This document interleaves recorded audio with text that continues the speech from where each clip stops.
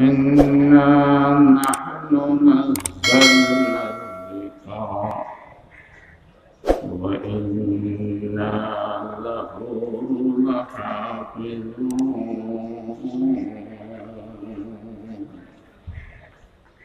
صدق الله العظيم. وقال رسول الله صلى الله عليه وسلم تبرك بالقرآن فإنه كلام الله وخرج منه أو كما قال عليه الصلاة والسلام।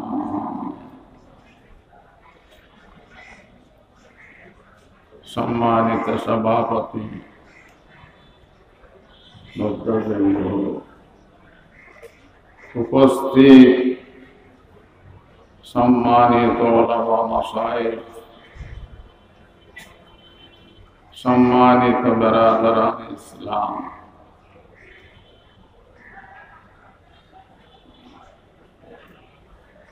আমি অসুস্থ। ডাক্তার বলছে চোখের অপারেশন, 1 মাস রেস্ট নেওয়ার জন্য কালো চশমা ব্যবহার করবেন।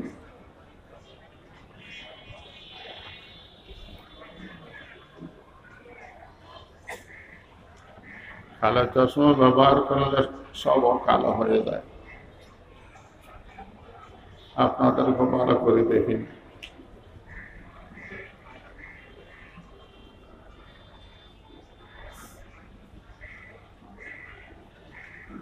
পবিত্র কোরআন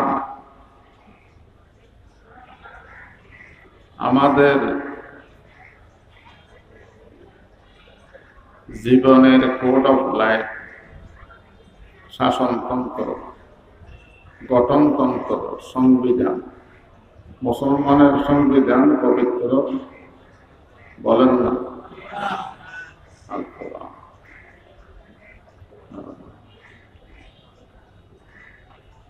কোরআনের বাইরে গেলে অ্যাক্সিডেন্ট।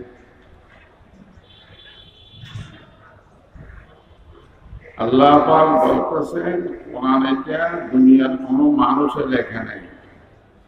ইন্না নাহনু নাযালনা, যে আমি আল্লাহ নিজের ভাষায় নাযিল করেছি।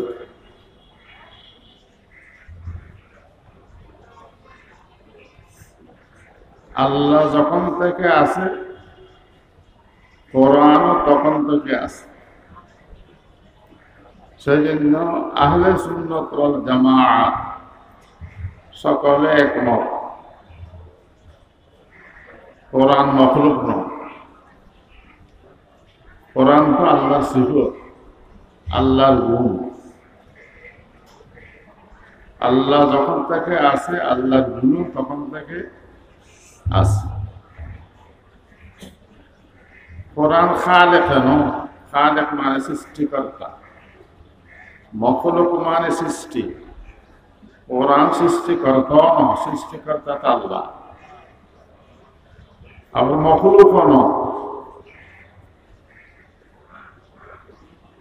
কোরআন হলো খালেক আর মখলুকের মধ্যে সম্পর্ক করে দেওয়ার জন্য একটা কিতাব আল্লাহ পাক নাযিল করেছে।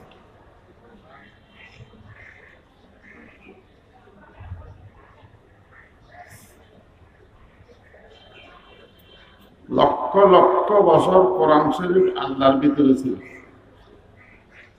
আসমান জমিন সৃষ্টি করার 2000 বছর পূর্বে, আসমান জমিন সৃষ্টি করার, পৃথিবী সৃষ্টি করার 2000 বছর পূর্বে বলে আল্লাহ পাক সূরা ইয়াসিন তেলাওয়াত করেছেন। আলহামদুলিল্লাহ বলেন। আল্লাহ পাকের ইচ্ছা হলো এই কোরআন আমি প্রকাশ করব। প্রকাশ করার জন্য লক্ষ লক্ষ কোটি কোটি ফেরেশতাদেরকে আমন্ত্রণ জানালেন সেখানে উপরে ফেরেশতা সম্মেলন। ওই ফেরেশতাদের সামনে 4 জন ফেরেশতা বড় বড় যারা আছে তারা বসছিল। জিবরিল আলাইহিস সালাম, মিকাইল আলাইহিস সালাম, ইসরাফিল আলাইহিস সালাম, আজরাইল আলাইহিস সালাম, এরা বিএপি ফেরেশতা। এরা সামনে, বাকি কুটু কুটু ফেরেশতা সব পিছনে। এগুলো ফেরেশতা ছোটখাটো নয়। জিবরিল আলাইহিস সালামকে রাসূল করিম সাল্লাল্লাহু আলাইহি ওয়াসাল্লাম বললেন, আপনি তো আমার কাছে মানুষের ছবি ধরিয়ে আসেন, আপনার নিজস্ব ছবি আমি একটু দেখতে চাই। একদিন মদিনা শরীফে ওয়াদি আকিক একটা জায়গা আছে, সেখানে জিবরিল আলাইহিস সালাম বললেন, আজকে আমি আপনাকে আসল ছবি দেখাবো, আমি যে কত বড়। জিবরিল আলাইহিস সালাম তখন দেখা দিলেন, আল্লাহর রাসূল বলতেছেন, আমি দেখলাম মাথাটা আসমানে, এখান থেকে 500 বছরের রাস্তা আসমান, জমিনটা পায়ে, পেটটা পৃথিবীর পশ্চিম মাথা, পিঠটা পৃথিবীর পূর্ব মাথা। জিবরিল 600 পাখা, 600 পাখা। হুজুর প্রশ্ন করলেন, ভাই জিবরিল, আপনি যে এত বড় ফেরেশতাদের নেতা, এমনি সাইজে আপনার থেকে বড় কোন ফেরেশতা আছে? জিবরিল আলাইহিস সালাম বললেন, হুজুর আমি নেতা বটে, আমার আন্ডারে এমন ফেরেশতা আছে, এই গর্দানার গোড়ার থেকে কাঁধের মাথা পর্যন্ত যাইতে 300 বছর লাগে। তাই এখান থেকে এদিকে 300 বছর, এখান থেকে এদিকে 300 বছর, মাঝখানে 300 বছর, তাহলে এই কাঁধের থেকে ওই কাঁধে যাইতে 900 বছর লাগে। কে বানাইছে?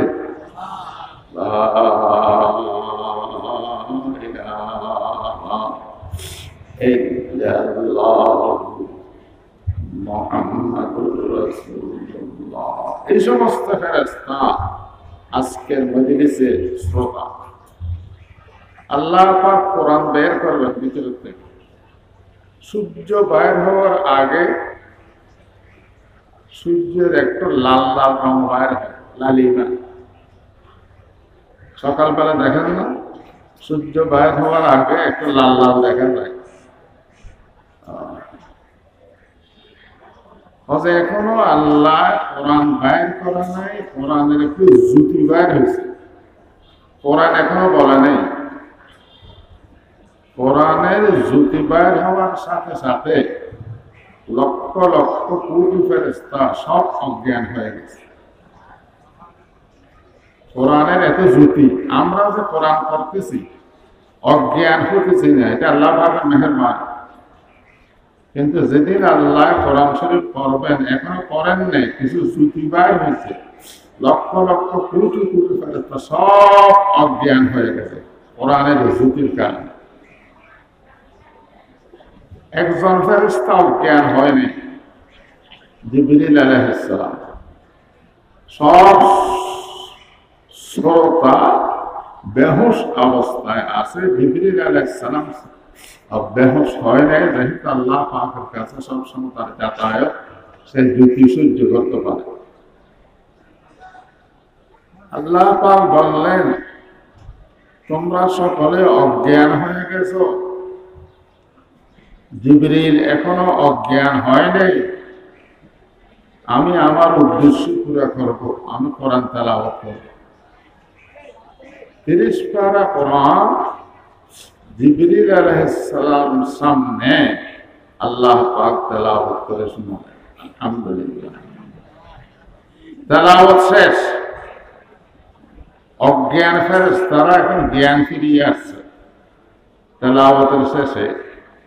এরা সকলে জিবরিল আলাইহিস সালামকে ধরছে, কি বলে, মাযা ক্বালা রাব্বুনা, মাযা ক্বালা রাব্বুনা, মাযা ক্বালা রাব্বুনা। আমরা তো অজ্ঞান ছিলাম, আল্লাহ কি বলছে আপনাকে। এখন 30 পারা কোরআন আবার শুনাইয়া দেওয়া সময় লাগবে না? জিবরিল আলাইহিস সালাম সংক্ষেপে বলছেন, ক্বালা রাব্বুনা আল হক ওয়া হুয়াল আলিয়্যুল কাবীর। আল্লাহ একটা হক কিতাব নাযিল করেছেন, আল্লাহ মহান আল্লাহ। তাইলে কোরআনে আল্লাহ বলতেছে ওয়া ইন্না লাহু লাহাফিজুন, কোরআনকে আমি হেফাজত করব কিয়ামত পর্যন্ত, কিয়ামতের পর। যে হেফাজত করে তাকে হাফেজ বলে, যে হেফাজত করে কোরআনে তাকে কি বলে, হাফেজ বলে। কোরআনের প্রথম হাফেজ কে?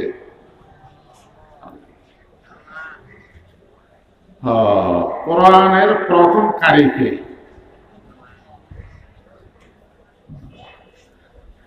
আল্লাহু আকবার। সানুকরিউকা ফালা তানসা ফাইযা কারানাহু ফাত্তাবিল কুরআন। আল্লাহ বলতেছে আল্লাহ রাসূলকে, আমি কোরআন নাযিল করার সময় তাড়াহুড়া করবেন না, আমি যখন পড়ব আপনি কান লাগাইয়া শুনবেন। তাহলে কোরআনের প্রথম হাফেজ আল্লাহ, প্রথম কারিও, প্রথম শিক্ষককে আল্লাহ।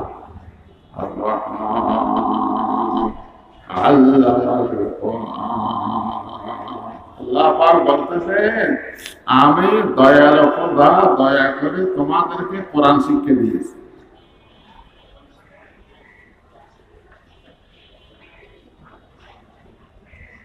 তাইলে 1 নম্বর হাফেজ আল্লাহ, 2 নম্বর হাফেজ জিবরিল আলাইহিস সালাম, মুখস্থ করে ফেলছে 30 পারা। ইসরাফিল আলাইহিস সালাম আরেক বড় ফেরেশতা, যিনি ফু দিলে কিয়ামত আসবে, একটা ফু দিলে কিয়ামত আসবে। ইসরাফিলকে ডাকলেন। ইসরাফিল আলাইহিস সালামের কপালে ছোট্ট ছোট্ট আকারে 30 পারা লিখিয়ে দিয়েছে। তাহলে 3 নম্বর হাফেজ হলো ইসরাফিল আলাইহিস সালাম। 4 নম্বরে লৌহে মাহফুজ, একটা জায়গা আছে, একেবারে পৃথিবীর শুরু থেকে কিয়ামত পর্যন্ত যত কিছু হয়েছে, যত কিছু হবে, সবকিছু সেখানে লেখা আছে। লৌহে মাহফুজকে ডাক দিয়া আল্লাহ পাক বললেন, তোমার সিনায় আমি 30 পারা কোরআন লিখিয়া দেব। ইসরাফিলের কপালে লেখছে ছোট করিয়া, একেবারে ছোট মতো, একটা কপালে 30 পারা কোরআন ছোট করে লিখতে হবে। লৌহ মাহফুজ বড়, লৌহ মাহফুজে আল্লাহ পাক বলে কোরআন শরীফ লেখছে এক একটা অক্ষর পাহাড়ের সমান, আর হামদু 5টা পাহাড়ের সমান। এটা 4 নম্বরের হাফেজ। লৌহ মাহফুজ হুয়া কুরআনুন মাজিদুন ফি লাওহিন মাহফুজ।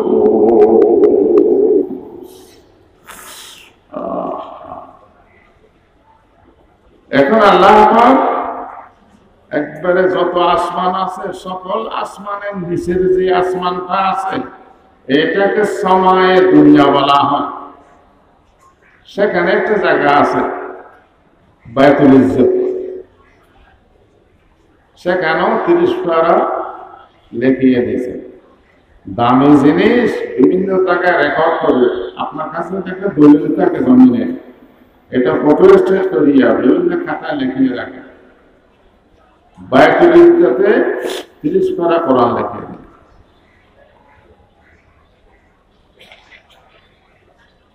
বায়তুল ইজ্জত থেকে 23 বছরে জিবরিল আলাইহিস সালাম আল্লাহ পাকের হুকুমে আমাদের নবী আকায়ে নামদার হযরত মুহাম্মদ মুস্তাফা সাল্লাল্লাহু আলাইহি ওয়াসাল্লামের কাছে নাযিল করেছে। তাইলে মানুষের মধ্যে প্রথম হাফেজ মুহাম্মদুর রাসূলুল্লাহ সাল্লাল্লাহু আলাইহি। আসমানে কিতাব তাওরাত, তাওরাতের হাফেজ নবী ছাড়া নেই, পারে নাই। আসমানে কিতাব ইনজিল, ইনজিলের হাফেজ নবী ছাড়া নেই। আসমানে কিতাব জবুর, দাউদ আলাইহিস সালামের উপর নাযিল হয়েছে, জবুর হাফেজ দাউদ আলাইহিস সালাম ছাড়া নেই। কিন্তু আল্লাহ পাকের মেহেরবানি পবিত্র কোরআনের হাফেজ বর্তমান বিশ্বে হিসাব করলে লক্ষ লক্ষ কোটি কোটি হাফেজ আছে, আছে না নাই? আমাদের ওখানে একটা ছেলে, তার বয়স হলো 10 বছর। এই 10 বছর বয়সে সে 30 পারা কোরআন হাফেজ করে ফেলেছে।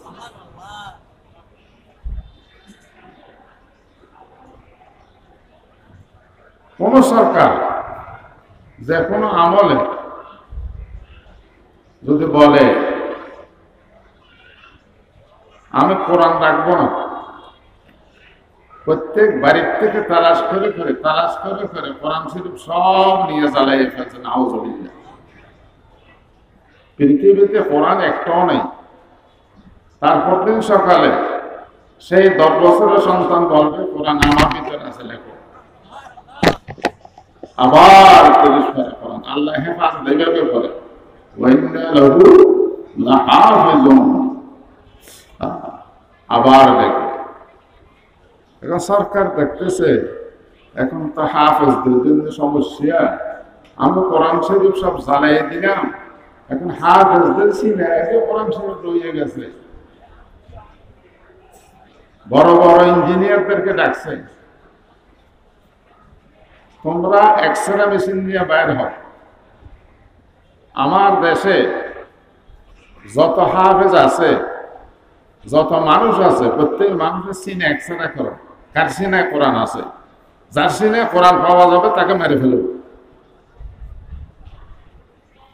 এখন মনে করেন লক্ষ লক্ষ এক্সরে মেশিন নিয়ে যদি বাইর হয়, আর প্রত্যেক মানুষের সিনে যদি এক্সরে করে কোরআন শরীফ দ্বারা পড়বে, অথচ এক্সরে মেশিনে ছোট্ট একটা দাগ থাকবে, সেইটা দ্বারা হয়। কিন্তু এক্সরে মেশিন লাগাইলে কোরআন শরীফ যে কোথায় আছে হাফেজ সাহেবের সিনায় দ্বারা আল্লাহুম্মা নাহনু নাযালনা যিকরা ওয়া ইন্না লাহু লাহাফিজুন। উলামায়ে কেরাম বলতেছেন, মুসলমান হিসাবে কোরআন সম্পর্কে আমাদের কিছু দায়িত্ব আছে। আমাদের লাভের জন্য কোরআন মতে আমল করলে কি আমার লাভ হবে না আল্লাহর লাভ হবে? কিতাবে লিখতেছে, দুনিয়ার সমস্ত মানুষ যদি আব্দুল কাদের জিলানীর মতো হয়ে যায়, আল্লাহ পাক খোদাই পারবে না। দুনিয়ার সমস্ত মানুষ যদি ফেরাউনের মতো হয়ে যায়, নাফরমান, তাহলে আল্লাহর খোদায়ের মধ্যে কোন দিকে কমবে না।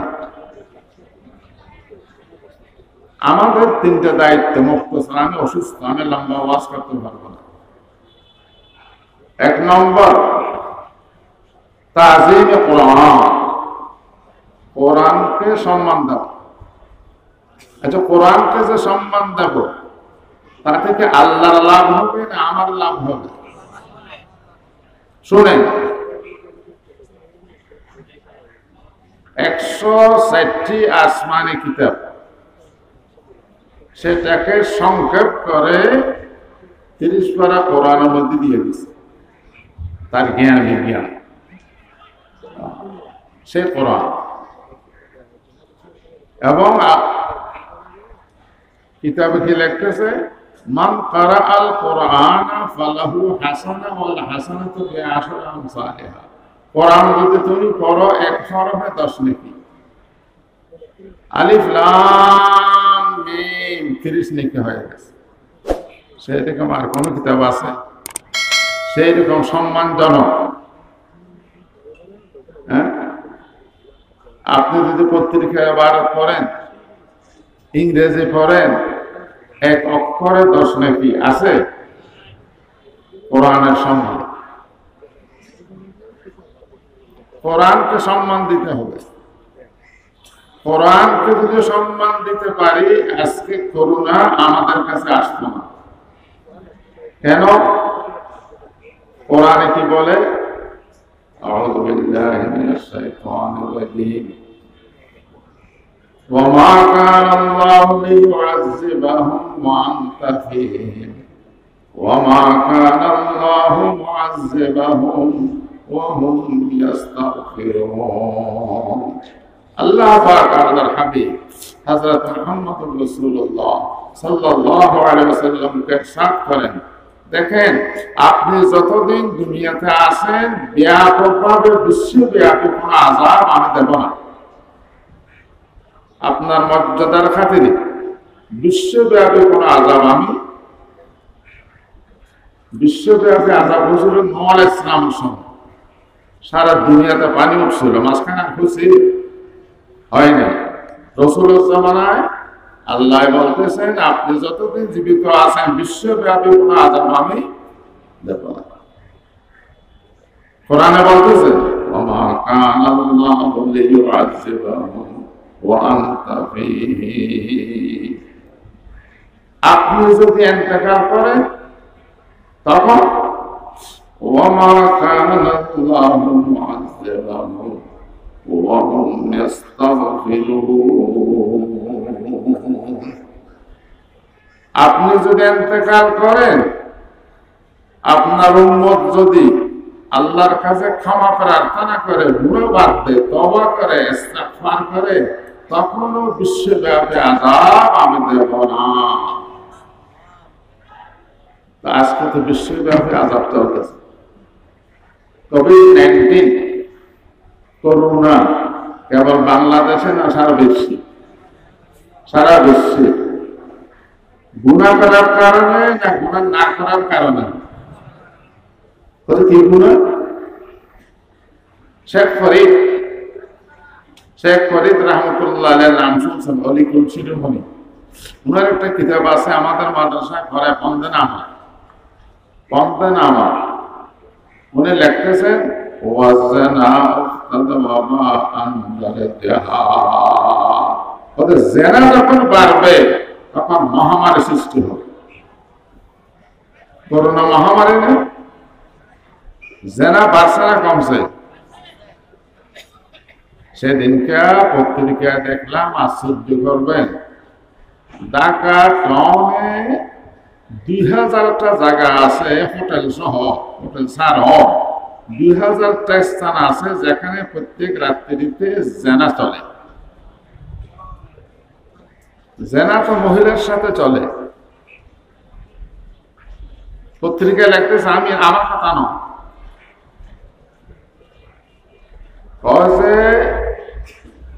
কলেজ ইউনিভার্সিটির যুবতী মেয়েরা ওই স্থানগুলোতে নাম লেখাইয়ে দেয়, টেলিফোন নম্বর দেয়, কাস্টমার আসলে আমাকে টেলিফোন করবেন, যত রাত্রেই হোক না এখন আমি চলে আসবো।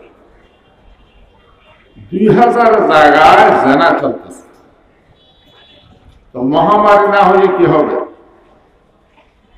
আমাদের দেশে এখন না, এখন মুসলিম লীগ আমল দেবে বিশ্বাখানা মানে কতগুলো কলোনি বাঁধিয়ে দিয়েছে, এক একটা কক্ষে রুমে এক একজন মহিলা থাকে। ওখানে গিয়ে মানুষের জানা করে, সরকারে লাইসেন্স দিচ্ছে, তাদেরকে লাইসেন্সের ফিস পায়। এই যে সারা দেশে প্রত্যেক টাউনে বিশ্বাখানার প্রস্ফোটন চলতেছে, এগুলো আল্লাহ পাকের আযাব নাযিল হওয়ার কারণে। মাগফিরাত কামনা করব না, তওবা কামনা করব না। বাংলাদেশে হাজার হাজার ব্যাংক আছে, একটা দুইটা ছাড়া সব সুদী ব্যাংক, গুনার কাজ করতেছে। সরকারি অফিসে যান, কোর্টে আদালতে, মানুষের বলে কোর্টের দেওয়ালও ঘুষ চায়।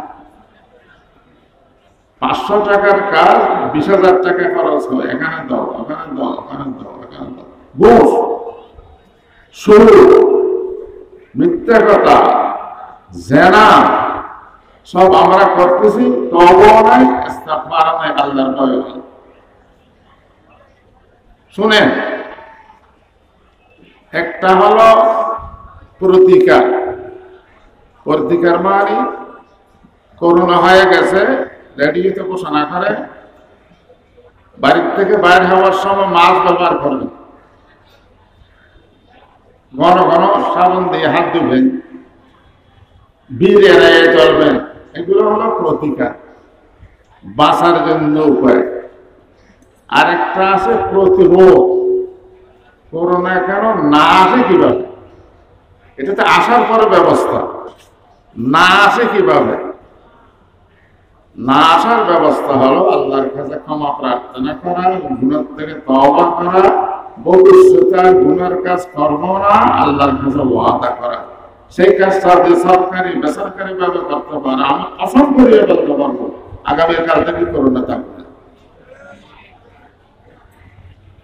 এখন তো লাগতেছে কত করোনা আরেকটা আসতেছে, সেইটা এইটার থেকে মারাত্মক। এইটাতে কিছু বাঁচে, কিছু মরে, আর সেইটা তো সব মরবে। আল্লাহ আমাদেরকে হেফাজত করে। কোন মানুষকে তো আমরা বাধ্য করতে পারবো না, অন্তত আমরা নিজেরা নিজের গুনার জন্য আল্লাহর কাছে ক্ষমা প্রার্থনা। 1 নম্বর কোরআনের মর্যাদা, তাজিম কোরআন। কোরআনের মর্যাদা দিতে হবে। মর্যাদা মানে মাথার উপর রাখা না, আমল করা। কোরআন মতে আমল। 2 নম্বর তালিম কোরআন, কোরআনের শিক্ষা দাও। কোরআনের শিক্ষা দাও, যে কোরআনে 11 নেকি, কোরআনের শিক্ষা দেওয়া। আমাদের দেশে প্রাইমারি বেশি না মাদ্রাসা বেশি, স্কুল বেশি না মাদ্রাসা বেশি, স্কুল কলেজ বেশি না, অথচ মুসলমান হিসাবে কোরআনে শিক্ষা প্রতিষ্ঠান বেশি হওয়ার দরকার ছিল। কোরআন মানুষকে আদর্শ মানুষ বানায়, কোরআন মানুষকে চোর বানায় না, কোরআন মানুষকে ডাকাত বানায় না, কোরআন মানুষকে রাসূল করিম সাল্লাল্লাহু আলাইহি ওয়াসাল্লাম এমন আদর্শ শিক্ষা দিয়েছেন কোরআনের মাধ্যমে। একটা মহিলা বলতেছে, সুদূর ইয়মন থেকে আমি একটা যুবতী মহিলা হাঁটে হাঁটে মদিনায় আসছে, দিনের বেলায়, রাত্রের বেলায়। এমন পরিবেশ, একটা যুবক আমার দিকে তাকিয়ে দেখে নাই। কোরআনের শিক্ষা 1 নম্বর কোরআনের মর্যাদা, 2 নম্বর কোরআনের শিক্ষা। এই যে মাদ্রাসাগুলো আমরা দেখতেছি, হাটাদের মাদ্রাসা, নাদিরের মাদ্রাসা, পটিয়া মাদ্রাসা, নানুপুর, বাবুলগুলো, এগুলো সব কোরআনের শিক্ষা প্রতিষ্ঠান। 3 নম্বর তাজিমে হামিলুল কোরআন, যারা কোরআনের খেদমত করে, যাদের ভিতর কোরআন আছে, যারা কোরআনের খেদমত করে, তাদেরকে সম্মান দাও। তারা নায়েব রাসূল, রাসূলের স্থলাভিষিক্ত। এখন তো লাঠি দিয়ে আলেমদেরকে মারে, লাঠি দিয়ে আলেমদেরকে মারে। হামিল কোরআন, কোরআনের খাদেম, তাদেরকে সম্মান প্রদর্শন করা মানে আল্লাহর রাসূলকে সম্মান করা। আল্লাহ রসুলকে মহব্বত করা। রসুল করিম সাল্লাল্লাহু আলাইহি ওয়াসাল্লাম বলে, মান আহাব্বানি কানা মাই ফিল জান্নাহ, আমাকে যে মহব্বত করবে সে আমার সাথে বেহেশতে থাকবে। তিনটা জিনিস গণা গণা মনে রাখবেন: কোরআনের তাজিম, কোরআনের তালিম এবং কোরআন ওয়ালার তাজিম। এই তিনটা জিনিস যদি আমাদের মধ্যে আসে, আমি দুনিয়াতেও কামিয়াব, আখিরাতেও কামিয়াব। ওয়া আখিরু দাওয়ানা আলহামদুলিল্লাহ।